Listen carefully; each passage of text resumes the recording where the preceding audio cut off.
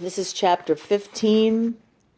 The book name is The Cage. The author is Ruth Minsky Sender. Spring arrives. The air is fresh and warm. Passage is here. How different Passage is now. There's no painting the apartment, no scrubbing the floors, no hustle and bustle. Mama is gone. It is hard to believe that there was a time when this home was alive, buzzing with holiday joy, with people, with love. It was only 4 years ago, just before Passage, that Mrs. Gruber was poking her head through the front door, reminding Mama to make passant shirt for her grandson, Harry, to get matzahs for Passage. How far away it all seems now. Where is Mama? Is she alive? Can she survive without her children? She always lived for us.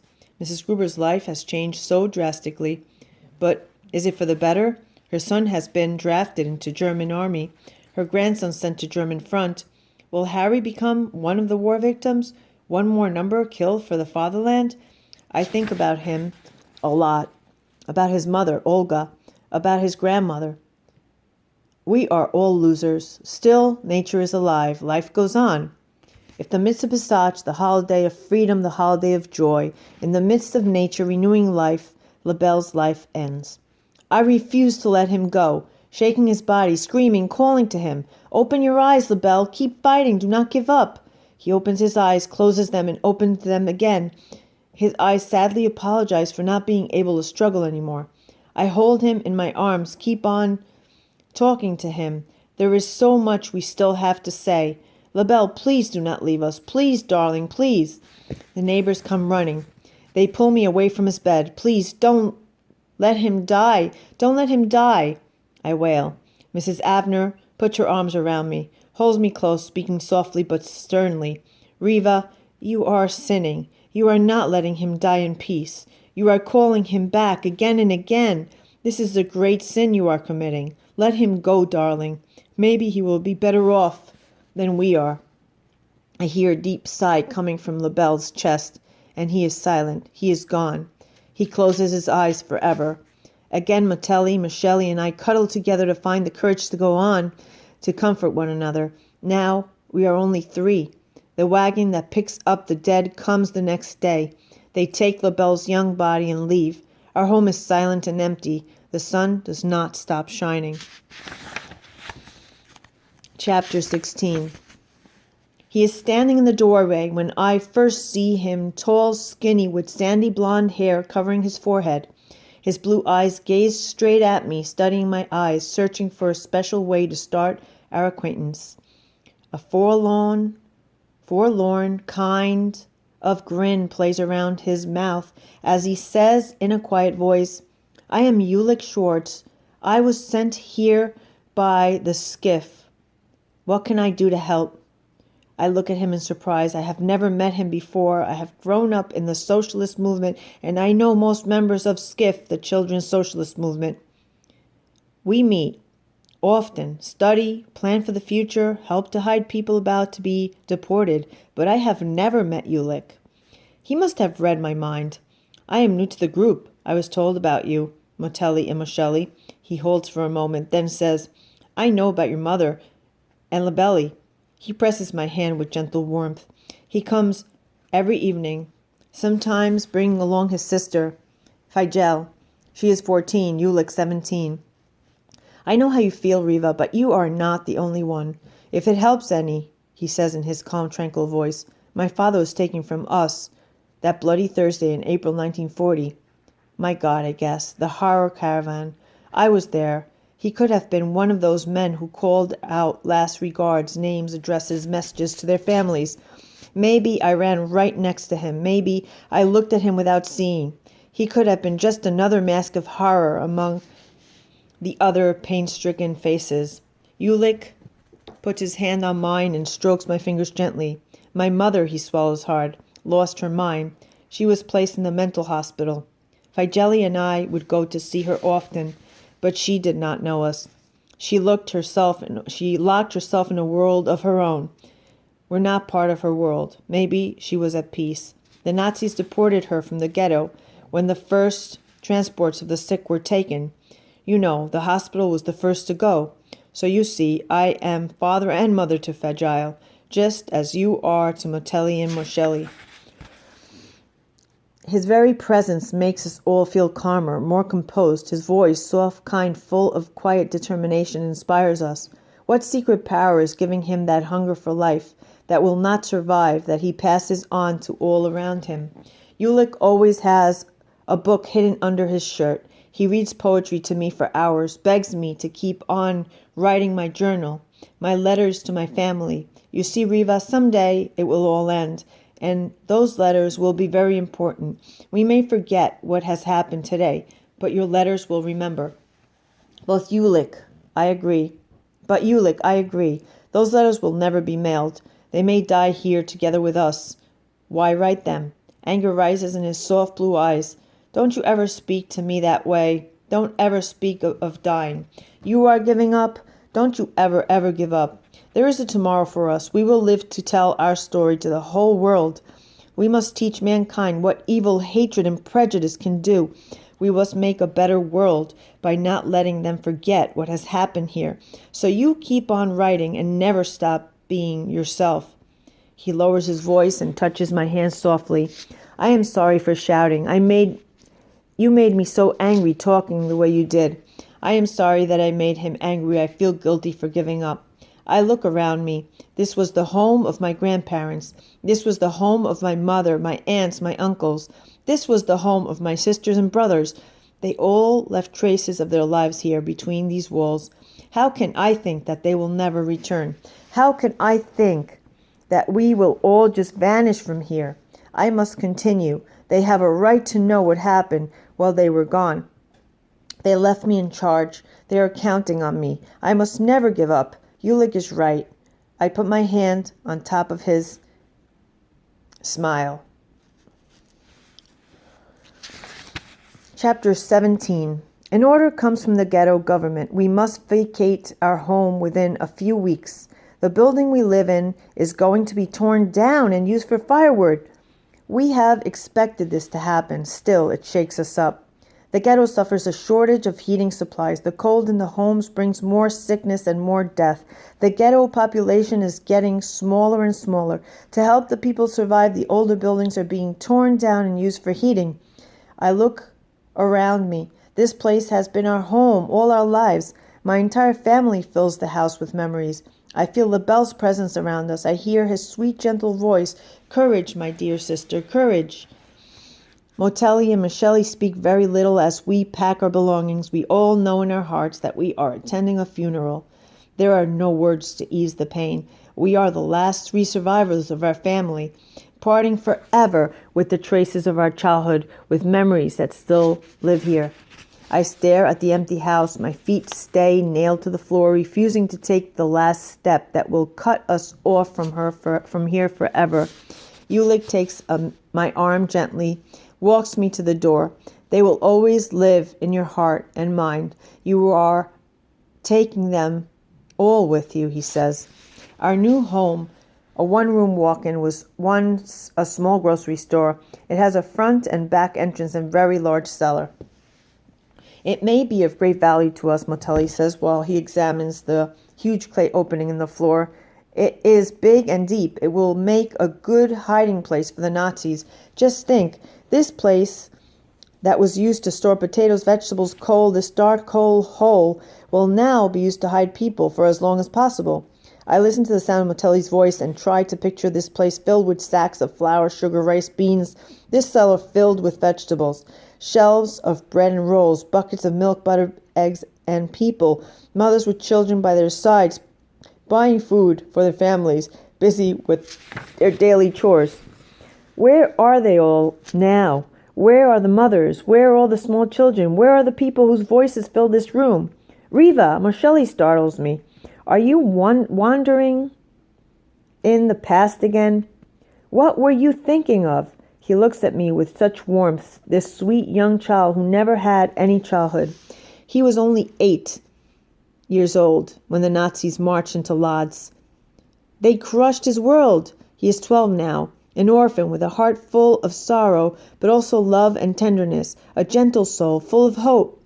Riva, this is our home now. Life must go on. He swallows hard. Let's get organized. Let's keep going. I put my arms around him and hold him close. I kiss his light brown. I am so lucky to have you two, my wise and darling brothers. I still have you two to hold on to. I love you both so much. Moshelli touches my hand, slightly embarrassed by my show of emotion. We love you too, Riva, but let's not get mushy. We have work to do, but his voice betrays the fullness of his heart. Motelli puts his arms around Moshelli. Hey, look at those shoulders, he says with a twinkle in his eye. Boy, you are growing so big. Much too big for all this mushy stuff. But you are just big enough to move furniture around. So let's get moving. Let's start with the beds. How about putting them against the wall over here? He points to the wall on the right and stops, his eyes fixed on the corner of the left wall, as if writing invisible to our eyes but clear and calling to him were written there. The library, the secret library, he cries out with excitement. This corner will be perfect for it. Look closely. It is right near the back door. Easy for people to come and go without the neighbors noticing. We'll put curtains over the shelves, and it will look like a closet. Riva, Moshelli, let's do it. Let's bring the library over to our house. Moshelli and I look at his radiant eyes, burning with an inner flame. We, too, feel his excitement. We, too, are caught up in his vision, the library. It took so long for the members of the adult socialist movement to band to get the library together, young and old, risking their lives, slowly collected, slowly savage hidden books that were not burned by the Nazis, forming the secret library. Books are not allowed in the ghetto. Still, they are here. We read, we study, we learn, we draw strength from the books. The library is hidden at the home of the Rosenfarb family now, but its popularity, the traffic it brings to the Rosenfarbs, is putting those kind, dedicated people in constant danger. The people has come to move the library to a different place. Is putting those kind, dedicated people in constant danger. The time has come to move the library to a different place. Okay. Learning takes the place of food now. The books give us hope, strengthen our will to live, to plan for a better, brighter future. The knowledge they bring to our hungry minds gives new energy to our weak bodies. We cannot give up the library, but what price do we have to pay to house it? We must put our lives in danger. Moshelli's, my own. I look at Moshelli. I look at Motelli. Their faces show no fear, only determination. They are waiting for a sign of my approval. Well, someone has to do it, so why not us? Why not here? The boys from the woodworking shop steal wood for the shelves piece by piece, risking their lives with each little board they smuggle out of the shops. I have curtains from fabric that Mama never had a chance to use. I wonder why we were talking. What would Mama say if she knew what we are doing? I think she would approve. Slowly but surely, a few books at a time, we moved 300 books to their new home at 18 Burka Jasalowicha Street. Oh, I thought that was chapter 18, but that was chapter 17. Okay, this now is chapter 18. All right, so our home becomes a very active meeting place while exchanging books. We also exchange bits of news. Who has been placed on the latest list of deportation? How can we save our friends? What can each of us do to help? If we can only keep off the list, hold on, keep on going. That day will come, that day of freedom, of a new life, the burning issue, how to keep on hiding if one's name is on the list. Often our homes hold sudden guests, 3 people in each bed, others on the floor, huddled together, listening for strange knocks at the door. If we are found hiding someone, we will begin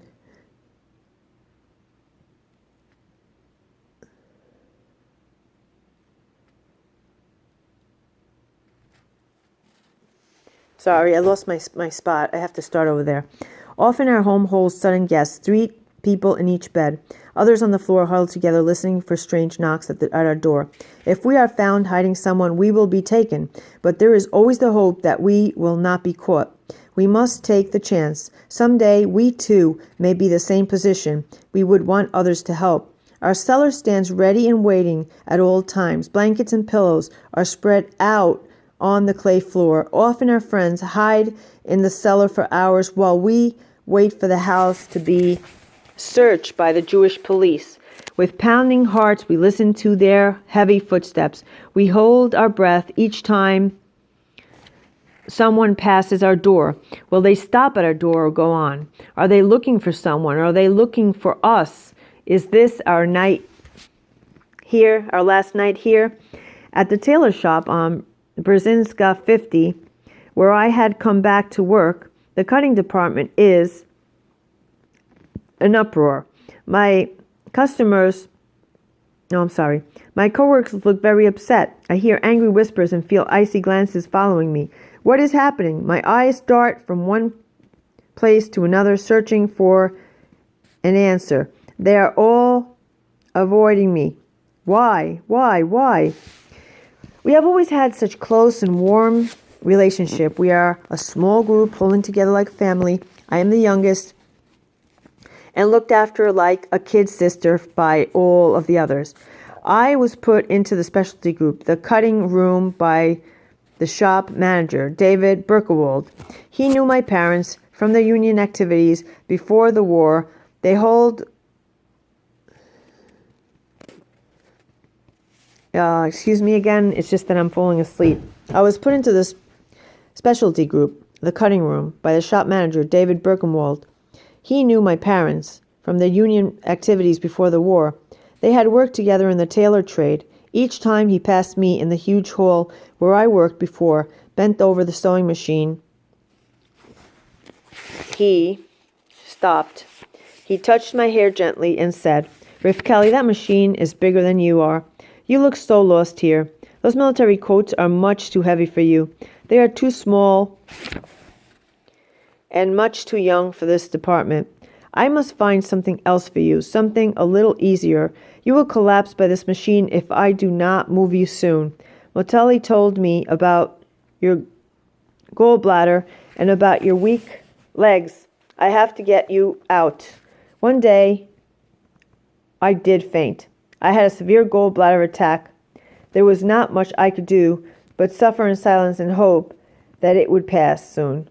Maybe it would be the last attack. They carried me to the first aid station, received me, and a while later sent me back to the sewing machine, still doubled up in pain, tears flowing silently from my eyes. The next day, Mr. Birkenwell moved me to the cutting room. "You will help lay out the fabric for the cutters. This work is not as hard as the other. The people in the cutting department are very nice. They will take care of you. I already told them about you. We must help one another survive." The people are truly kind. They took so much interest in me and my younger brothers. They all took personal pride in our strength to hold on, in our determination to study, to help one another, to help others. They admire our courage to hide a library in our home. Sometimes they ask to borrow books, and on days when the mood was a little lighter, I would tell the books I had read. They liked the stories I shared with them. Life in the shop was so much easier, so much nicer with those people until today. Now there seems to be a cold, invisible wall standing between us. A chill fills the room. I feel their resentment. But why? What did I do? I cannot stand it any longer. I turn to a tall, pale woman in her 30s with black hair and dark sad eyes. She lost her 2 children. They were taken away by the Nazis one day. Her sorrow is written all over her face. Sometimes she puts her arms around me, hugs me close, and cuddles me like a child in her arms. "You are a child without a mother," she says. "I am a mother without children." "Miriam," I ask, "what is happening here? Did I do anything wrong? Please tell me." She takes my hands in hers. They are ice cold. I feel her trembling fingers touching me. I thought you knew, she says slowly with a choked-up voice. Knew what? My heart is pounding violently. What am I supposed to know? Did something happen to Motelli, Michele? She caresses my hair. Nothing happened to them. Nothing happened to them. It has to do with you. You were the one on the list of teenagers deported. She stops. Each stop has to give a list. Each shop has to give a list. But Birkenwald removed your name from the list. He put someone else in your place. I stare at her without seeing. My head spins. My thoughts race one after the other. Should I laugh? I am not being deported. Should I cry? Someone else is going to my place. Should I feel happy? Should I feel guilty? I bury my head in my hands and cry. Riva, stop crying. Mr. Birkenwald is really standard. Riva, stop crying. Mr. Birkenwald is standing behind me. He puts his hands on my shoulders. His voice is tense, filled with emotion. Look at me. You have to know why I make such an awesome decision. You must try to understand. I look at his face, pale, drawn, distressed. He has become so much older in one day. I see the pain and sorrow in his eyes. Riva, I had to do it. I had to play God.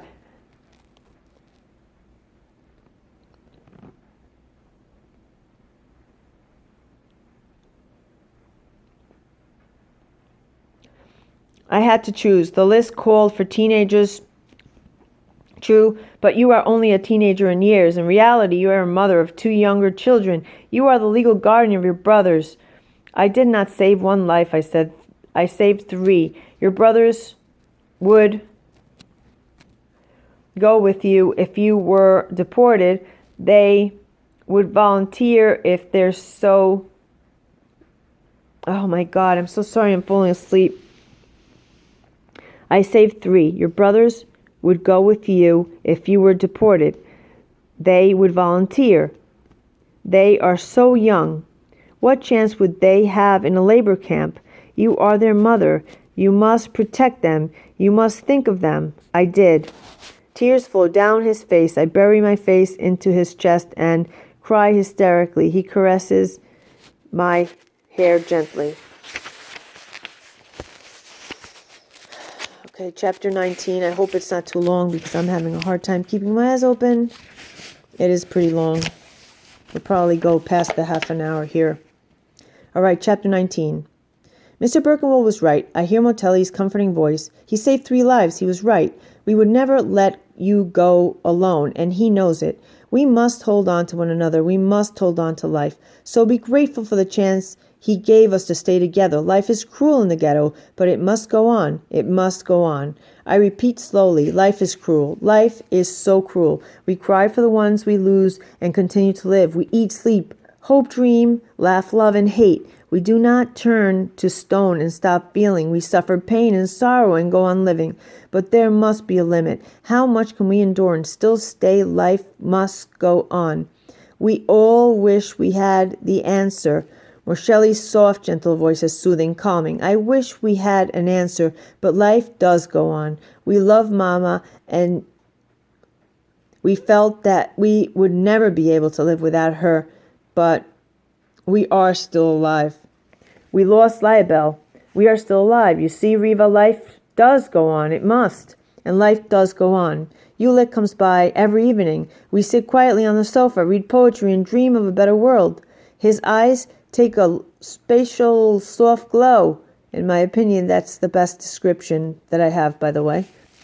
His eyes take on special soft glow each time they meet mine. Do I care for him as more than a friend? I wonder. How does he feel about me? I wonder. I wonder about so many things. We never speak about our feelings. It is so pleasant, so peaceful just to be together in the world of our own. Our world of poetry, beauty, hope. Forgetting death knocking at our door, we still dream, hold hands and smile. Life does go on. The sun is shining. Spring is again covering the cold earth with a blanket of new blossoms. Nature is awakening, sparkling with new life. The gentleness of spring fills the air. Passover is approaching once again. When I was a child, it was a symbol of freedom, a time to rejoice, but now it brings only the sad reality that we are still slaves, not in a faraway land, Egypt, but in the land of our birth, Poland. Will we, too, have a Moses to lead us to freedom, as our forefathers did? Is there a Moses among us? Motelli looks at me with a mischievous twinkle in his blue eyes. His lips form a timid, nervous grin. I know you were in trouble, my dear brother. I smile with my eyes while trying to sound serious. It is hard to be angry with him. I know you're hiding something from me. Out with it. Well, Motelli happily interrupts. Remember what holiday is coming? He too is flushed with excitement. It's Pesha, so? Motelli takes over. Remember what we always got for Pesha when Mama was with us? His voice cracks for a second. He swallows hard and regains his composure. Remember the new clothes and what Mama always said? Pesach will never be Pesach without new clothes. I have a choking feeling in my chest. I'll see Mama smiling. I hear her words ringing in my ears. Pesach will never be Pesach without new clothes. I see her bending over the sewing machine, singing happily while sewing dresses, skirts, shirts, coats of her children for Pesach.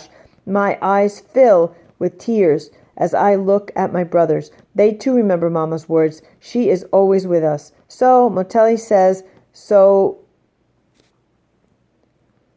Motelli. And I decided that it is time for you to get something new for Pesach. You need something new clothes badly.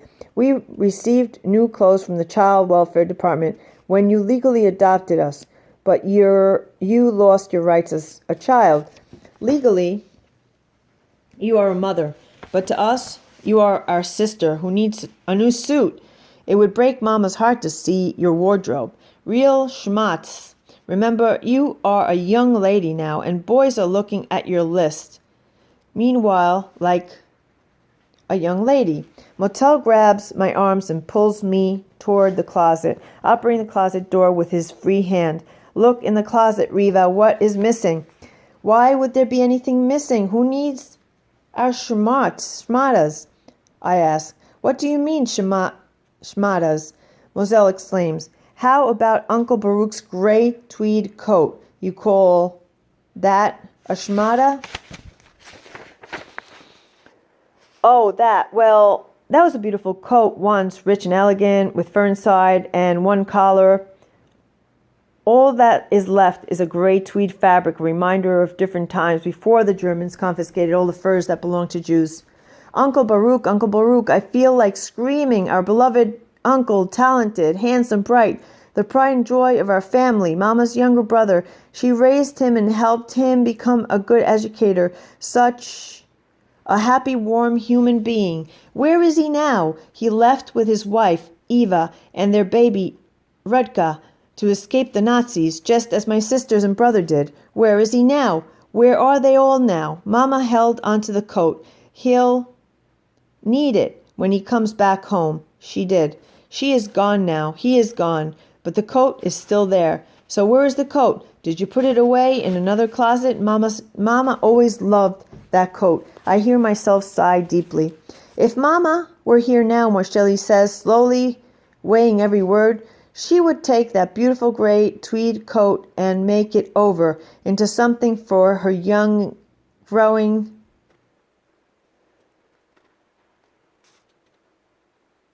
daughter. I am sure that she would say, Uncle Baruch can have a new coat made when he returns, but Rivkeli needs a new suit now, and she would make from the coat a suit for her Rivkeli. That is right, Motelli cannot hold back any longer. That is what Mama would do. But Mama is not here, and we have to take over for her. We took the coat to Carola Mokos, the tailor. He will make your pantsuits small around the waist. 1 second. He will make your new suit panache. The labor has already been paid. I am sure Uncle Brunch will be also appropriate when he comes back. Hold on, boys, not so fast. Maybe Mama would have done this, but how can we be sure What right do we have to make use of our coat that is not ours to use? And what do you mean the laborers all paid up? What did you pay? I loved from one to the other, my eyes flashing with anger. Did they do it again? Sell